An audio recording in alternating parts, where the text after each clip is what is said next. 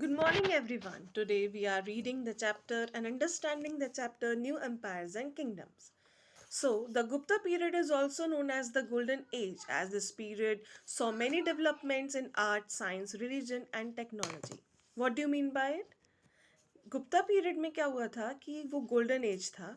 Golden age मतलब ये नहीं कि उनके पास में बहुत गोल्ड था, पर वो क्या करना चाहते थे उस एरिया में, उस एरा में अपने गोल्ड को कल्टीवेट कर रहे थे, तो इसीलिए वो गोल्डन एज कहलाता था।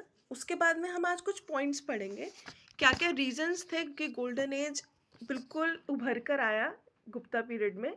सबसे पहले unification of the country. Unification of the country मतलब कि सब यूनाइटेड हो गए थे, पूरी कंट्री यूनाइट हो गई थी जब गुप्ता पीरियड था। उसके बाद peace and order. Peace and order का मतलब क्या था कि पीस था, ऑर्डर था। हमारी कंट्री में जितने भी क्रिमिनल्स थे देवर अंडर द जेल, उन्हें जेल भेज दिया गया था। Then growth of trade and commerce.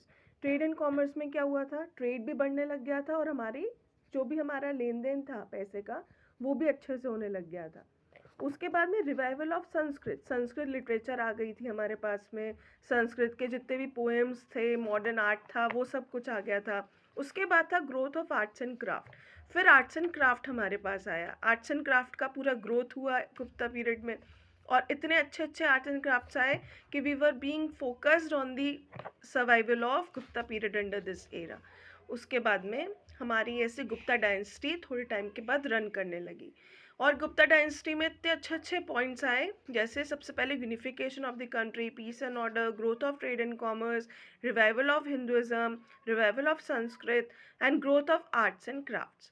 So, if you have understood my chapter, please contact me. Do like and subscribe. तो रिवाइवल का क्या मतलब होता है? रिवाइवल का मतलब होता है वापस। रिवाइवल ऑफ हिंदुज़म, वापस आ गया था हमारा पूरा हिंदुज़म। हिंदू जो हमारे संस्कार थे, हमारे हिंदू के जो भी रिलीजन था, जो भी ट्रेड एंड कॉमर्स था, वो सब कुछ वापस आ गया था रिवाइवल ऑफ हिंदुज़म में। Then revival of Sanskrit, Sanskrit वापस आ गई थी। जो भी हमारे स्क्रिप्चर्स थे, पोएम्स थे, पोइट्स थे, देन जो भी हमने उसमें नालंदा एंड एवरीथिंग टैक्सिला में लिखा हुआ था, वो सब हमारे पास वापस आया था। जैसे द पुराणास, देन मानुस्मृति, पंचतंत्र। जब पंचतंत्र हम बच्चों की एपिक्स में देखते हैं, बुक्स में देखते हैं, वो भी वापस आ गया था, जिसमें स्टोरी बुक्स होती हैं और डिफरेंट टाइप्स ऑफ टेल्स होती हैं पंचतंत्र में, वो भी वापस आ गई थी। तो धीरे धीरे करके ये गोल्डन एज हमारी डायनेस्टी में पूरा आ गया था।